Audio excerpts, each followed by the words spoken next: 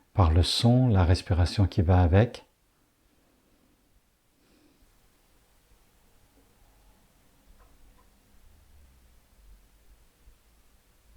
Et vous savourez votre présence.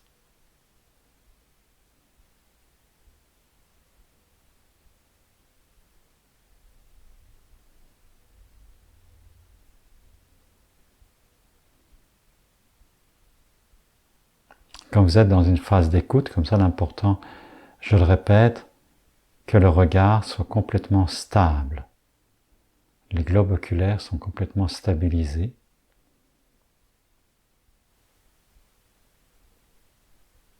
L'attention est au périnée.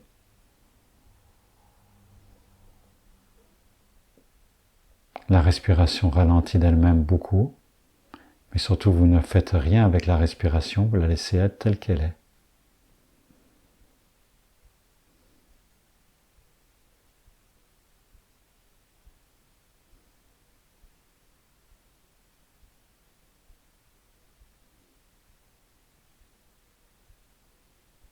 Vous pouvez sentir des vagues d'énergie, des frémissements de vie qui circulent dans tout votre corps. Vous laissez être, vous ne faites rien.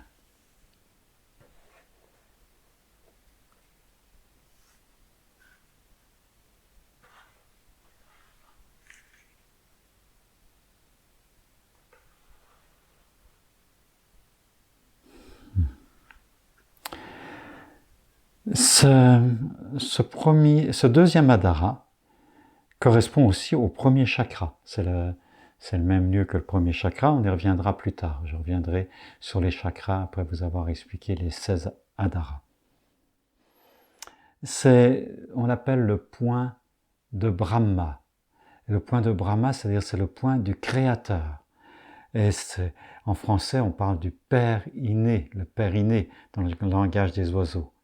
Et c'est aussi le lieu où les yogis considèrent qu'il y a la déesse Kundalini Shakti, la puissance de vie de la Kundalini, qui est représentée traditionnellement souvent comme un serpent qui est enroulé, 3 anneaux, posés sur le périnée, et la tête du serpent qui est penchée et qui dort à l'intérieur des 3 anneaux.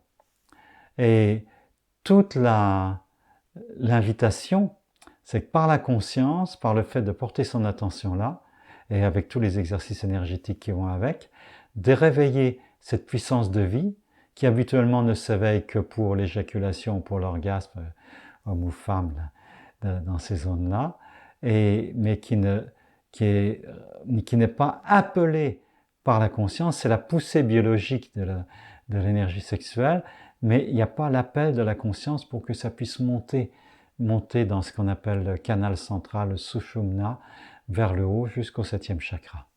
Donc il s'agit d'éveiller cette Kundalini Shakti qui va monter par étage dans tous les chakras. Mais nous parlerons des chakras une autre fois. Pour l'instant, juste d'apprendre à l'importance de ce lieu et à y rester. Le 3e adhara, c'est tout simplement l'anus. Donc c'est très proche du 2e adhara, du périnée, légèrement en arrière. Et là, c'est un des endroits fondamentaux de l'énergie aussi. C'est le lieu de toute l'excrétion, de tout ce qui descend vers la terre, de toutes les énergies qui quittent le corps vers le sol. Donc pour nettoyer le corps, et en même temps, ce que les yogis disent, c'est quand cet endroit n'est pas tonique, avec l'excrétion, nous perdons aussi le souffle de vie, l'énergie. Alors que l'énergie, elle, il faut qu'elle reste à l'intérieur. Donc, un des exercices de base des yogis, c'est de contracter et relâcher rythmiquement ces muscles de l'anus. Donc, je vous invite à faire maintenant cette pratique qui est absolument fondamentale pour retenir l'énergie et pour non seulement retenir l'énergie, mais par ses contractions et relâchements, ce rythme, ça anime aussi l'énergie pour qu'elle puisse être propulsée vers le haut. Toujours dans cette intention de l'énergie qui remonte grâce à la conscience. Alors, vous pouvez le faire, contracter, relâcher, contracter, relâcher et mesurer combien ce sont des muscles puissants.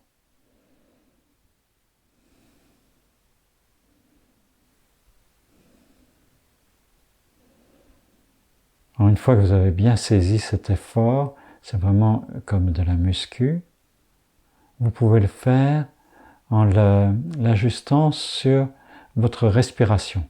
Quand vous inspirez, vous contractez les muscles du périnée. Et quand vous expirez, vous relâchez. Faites cela une quinzaine de fois.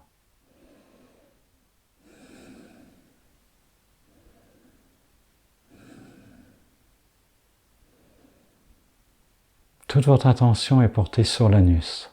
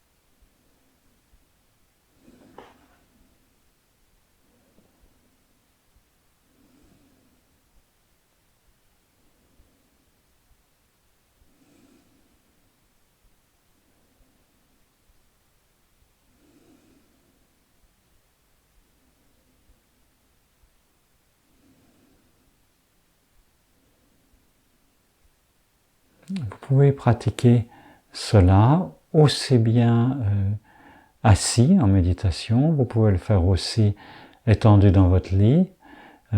Pendant la nuit, quand vous avez un moment éveillé, vous pouvez le faire. Et puis vous pouvez le faire en marchant, en rythmant sur vos pas et sur la respiration avec vos pas.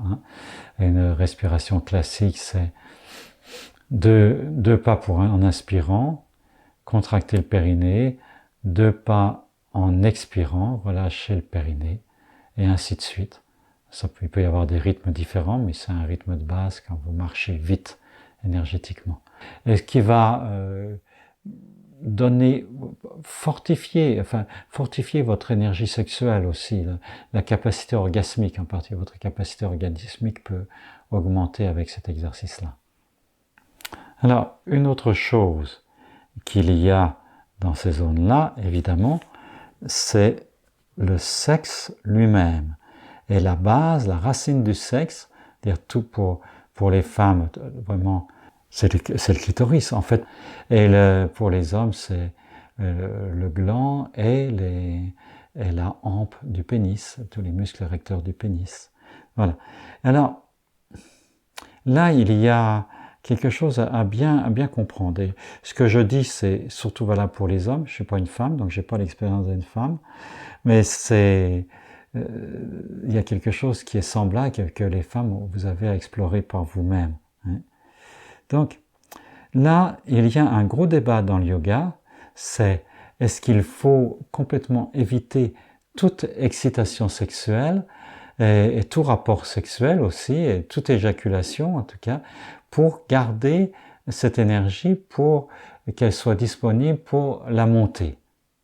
Alors, dans l'école des nattes, dans l'enseignement le plus courant, on dit il faut complètement oublier le rapport sexuel ou l'excitation, il faut même essayer de ne pas provoquer d'excitation. En fait,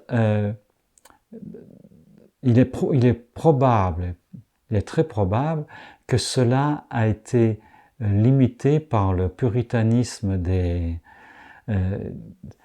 aussi bien des gens de l'islam que des Anglais, les chrétiens anglais.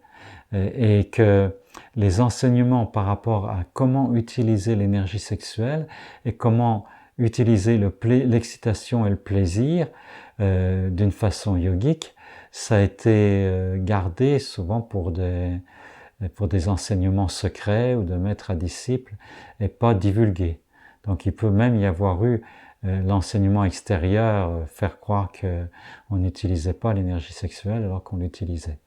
Quelle est la différence? Gorakh aurait dit « Celui qui n'éjacule plus peut être mon disciple ». Donc, ce qui donne bien, c'est que ce qui est à éviter, c'est que l'excitation mène à l'éjaculation qui est propulsée de l'énergie de la matière et de l'énergie à l'extérieur et qui est vécue ensuite comme un affaiblissement du niveau d'énergie.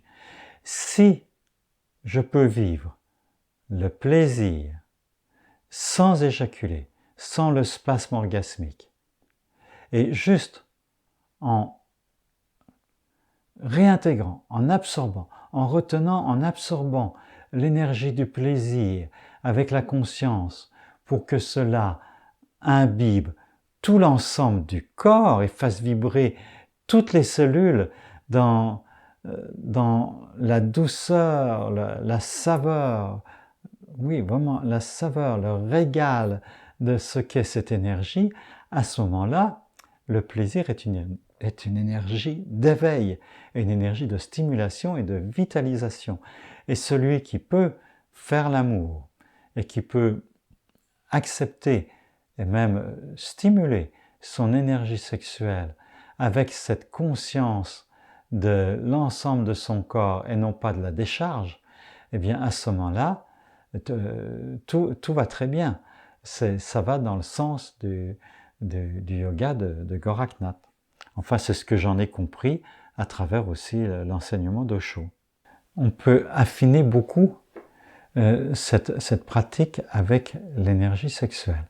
Donc, vous avez le deuxième adhara qui est le centre du périnée, vous avez l'anus qui est le troisième adhara, et vous avez le quatrième qui est à la base des organes sexuels. Pour l'homme, vraiment à la racine du pénis. Maintenant, ces contractions et ces relâchements peuvent se faire quand vous affinez votre présence, peuvent se faire à des lieux beaucoup plus subtils, perçus beaucoup plus subtilement. Par exemple, vous pouvez essayer de contracter les muscles du périnée, mais les muscles qui sont en avant, c'est-à-dire au niveau du pubis, le dessous du pubis, et vous faites des respirations en contractant et relâchant. Et cela va stimuler une sorte de présence douce à cette énergie chaleureuse et savoureuse du sexe.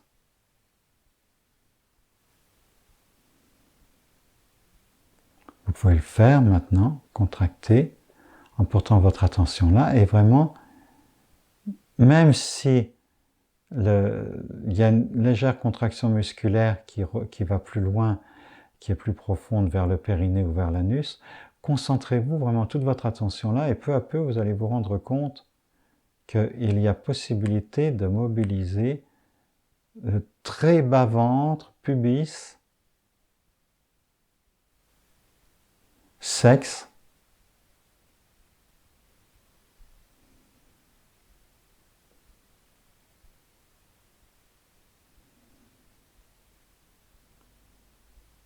vous pouvez faire ça pendant quelques minutes.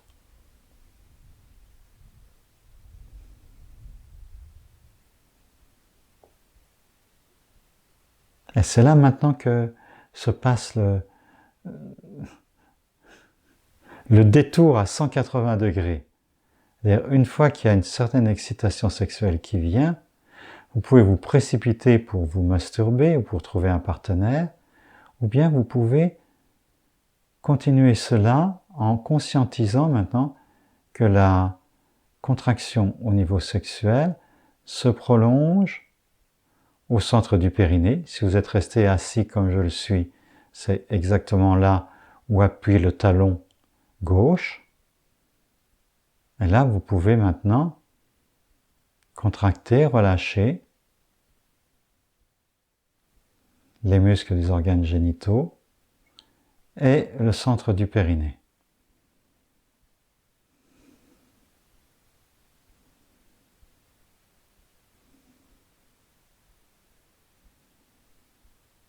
Si vous pouvez le faire en gardant les globes oculaires très tranquilles, très posés, toute votre attention est dans cette contraction, relâchement,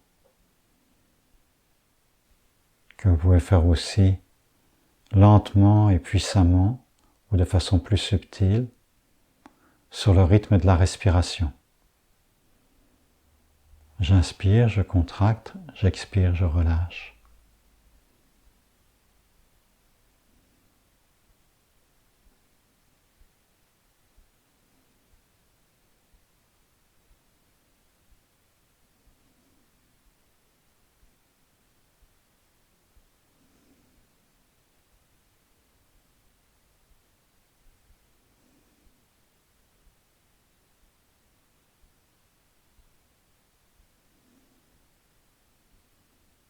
Comme contracter, c'est comme l'amorce d'un mouvement qui va du sexe vers le périnée.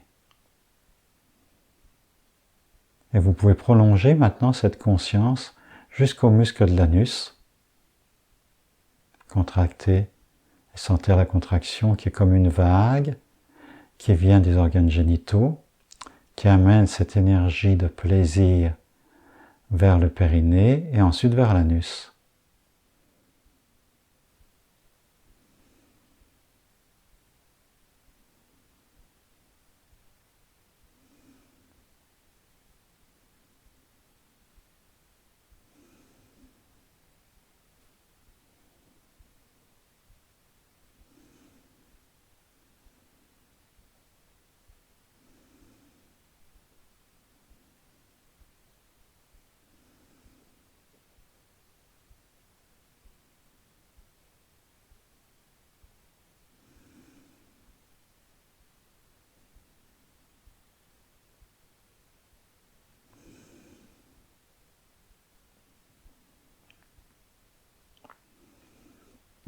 Et vous pouvez peut-être sentir, si vous pratiquez plusieurs jours de suite, pendant une période plus ou moins longue, vous allez sentir que ce mouvement qui part du sexe, périnée, anus, vous pouvez aussi contracter une zone musculaire très subtile qui est autour du coccyx et du bas du sacrum.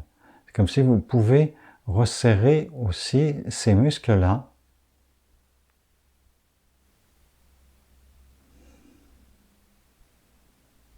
en mobilisant coccyx et sacrum. Au début, comme nous n'avons pas l'habitude d'être conscients de ces zones-là, l'automassage peut être absolument fondamental. Masser autour du sacrum, le bout du coccyx, les muscles de l'anus. Et peu à peu, la conscience y vient davantage.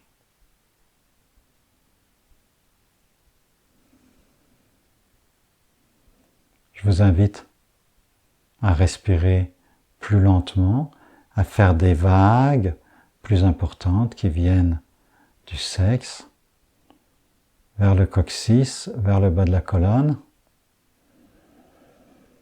en inspirant plus profondément. Et là, au cours de l'inspiration, invitez cette énergie à monter dans votre dos, comme si votre colonne vertébrale était un canal, un tuyau, dans lequel cette énergie de plaisir pouvait s'engouffrer et monter vers le haut, vers le sommet de la tête.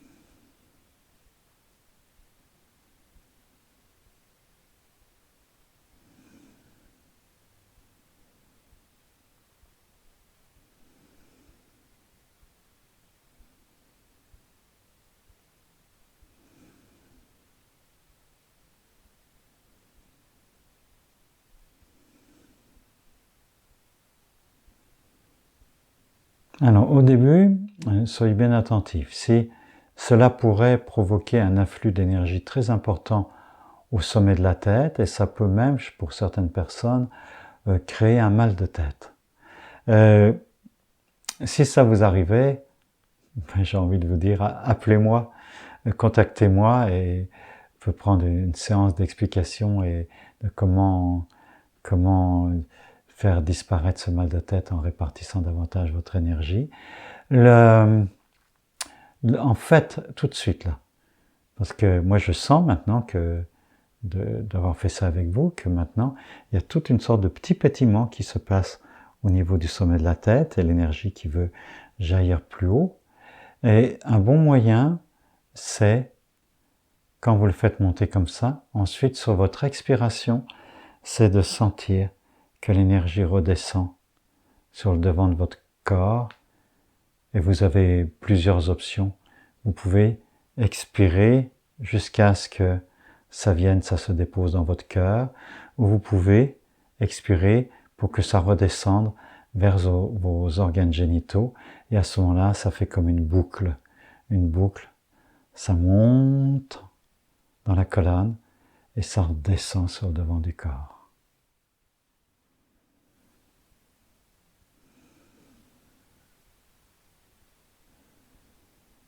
Faites ça quelques respirations avec moi.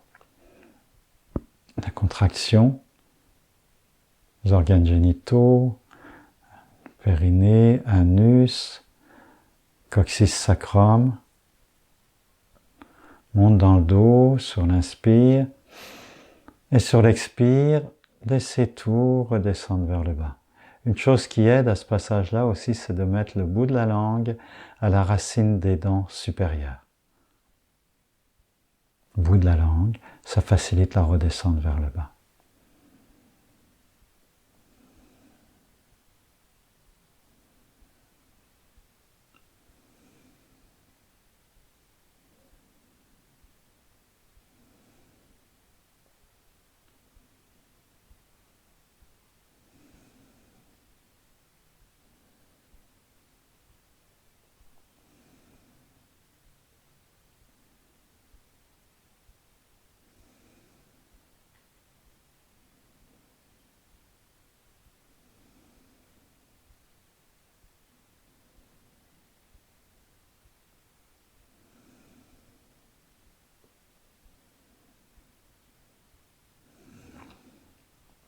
Si c'est encore en difficulté, ce que vous pouvez faire, de toute façon que c'est une bonne chose, c'est de vous secouer. Et un bon complément de ce que je vous dis, ou peut-être ce que je dis serait un bon complément, pour pratiquer la méditation active d'Osho, qui s'appelle la Kundalini. Kundalini Meditation, ou méditation Kundalini, vous pouvez trouver les musiques sur l'internet, c'est très facile. Et cette méditation, à tout coup, ça vous permettra de toute façon de redistribuer toute votre énergie dans votre corps, et ça va vous aider considérablement. Parce que de faire des pratiques très concentrées comme je fais là, qui sont extrêmement efficaces, mais qui peuvent provoquer des surcharges. Donc c'est important que vous sachiez aussi qu'il y a d'autres techniques qui permettent de répartir cette énergie et faire que vous vous sentiez bien. Le but, c'est que vous vous sentiez bien. Et si ça fait monter des émotions, si vous sentez, parce que là, de toucher à l'énergie sexuelle, pour beaucoup d'entre nous au début, ça soulève des tas d'émotions à cause des interdits, à cause des traumatismes que nous pouvons avoir. Donc, dans ce cas-là, renseignez-vous, consultez, et il y a une méditation aussi, une autre des méditations actives d'Osho, qui aide pour se ventiler les émotions des traumas, tout en dynamisant tout votre corps, et c'est la méditation dynamique. Dynamic Meditation from the World of Osho. D'ailleurs, j'en donne des explications sur ma chaîne YouTube ou sur mon site. Voilà. Donc maintenant, j'espère que vous vous sentez bien, et encore une autre façon de vous épanouir avec cette énergie qui s'en va vers un orgasme vers le haut, non pas un orgasme sexuel, mais un orgasme entier de tout le corps, ce que vise le yogi, l'orgasme qui vous relie à tout l'univers. Et à ce moment-là, vous pouvez faire la petite méditation, la méditation déjà que je vous ai déjà expliquée. Cœur, amour, corps, lumière, espace, expansion. Cœur, amour, corps, lumière, espace, expansion. Cœur, amour, corps, lumière, espace, expansion. Et nous pouvons chanter un mantra qui veut dire merci et que je vous inviterai à chanter de temps en temps. Les mots, c'est Dhanyavad Ananda. Nous pouvons le chanter ensemble quelques fois. Dhanyavad, Dhanyavad, Dhanyavad Ananda, Dhanyavad, Dhanyavad, Dhanyavad Ananda, Dhanyavad, Dhanyavad, Dhanyavad Ananda, Dhanyavad, Dhanyavad, Dhanyavad Ananda. Ce qui signifie exactement dire merci, dire merci, dire merci, quel bonheur.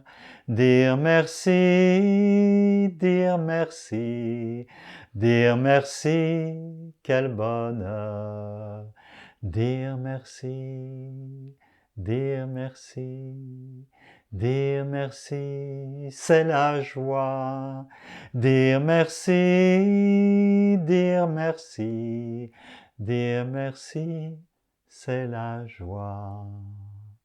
Et quand vous chantez, ça répartit toute l'énergie en vous et aussi ça l'offre d'une manière solaire. C'est une invitation à être solaire pour être soi-même plein de lumière et pour répandre cette lumière d'amour et de conscience autour de vous. Merci de m'avoir accompagné jusque-là. Je salue en vous la lumière divine, le souffle divin qui vous anime, qui m'anime aussi, qui nous anime tous. Dhanyavad, merci.